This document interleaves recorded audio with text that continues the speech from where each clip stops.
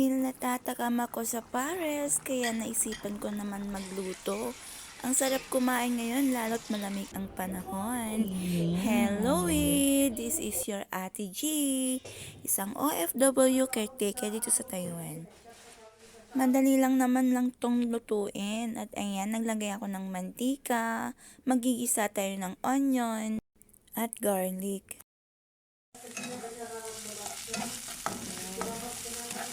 Hindi ko na pala nabidyohan yung pagpapalambot ko sa ating karne. Kailangan palambutin muna para mas madaling maluto na lang ang ating pares.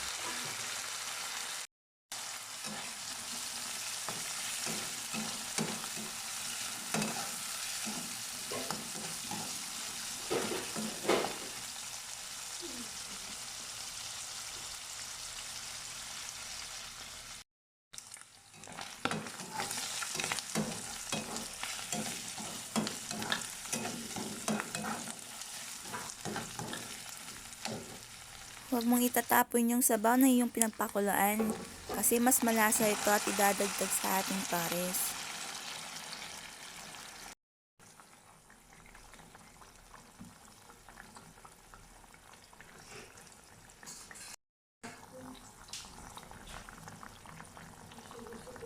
Siyempre, maglalagay tayo ng star anise, pampabango. Maglalagay tayo ng ating sarili. It's a toyo. Ayan. Magdadagdag din tayo ng oyster sauce.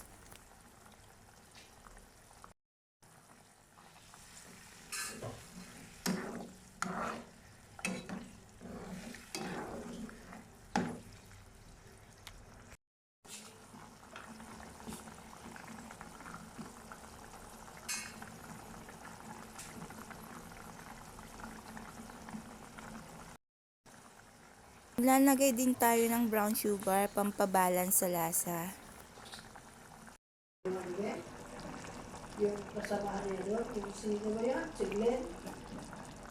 Nagme-message, pero minsan na kayong umiiwas na. Ha? Nagme-message, minsan. Tumatawag, minsan, pero hindi ko na nasasagot call. Bakit? Wala, umiiwas na rin ako dun. Puro kasi may mga asawang.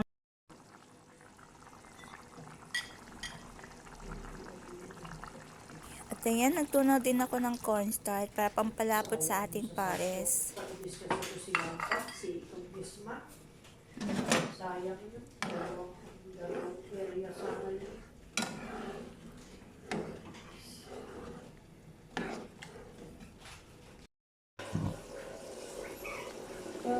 Paris.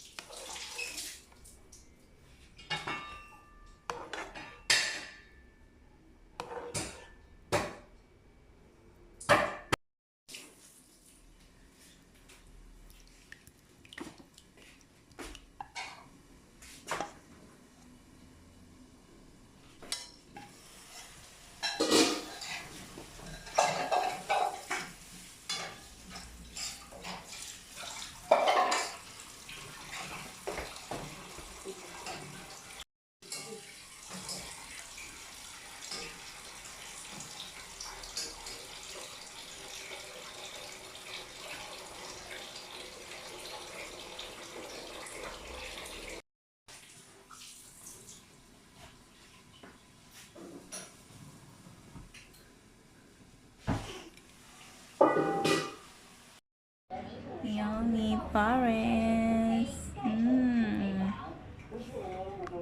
Yummy.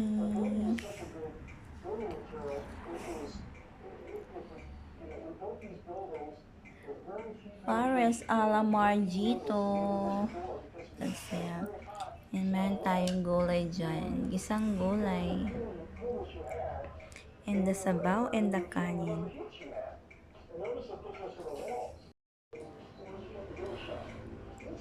Yeah.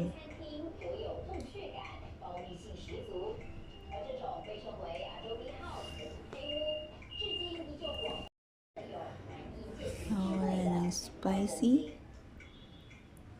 Ayan.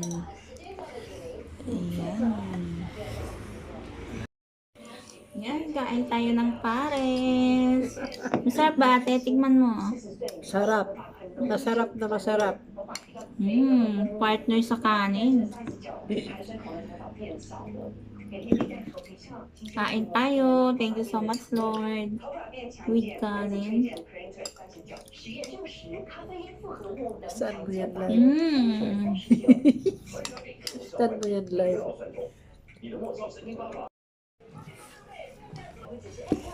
Di ba? Ito yung niluto kong pares. Magpapatayo din ako ng pares ko dyan sa Pilipinas. Ay, dito pala sa Taiwan. Charot.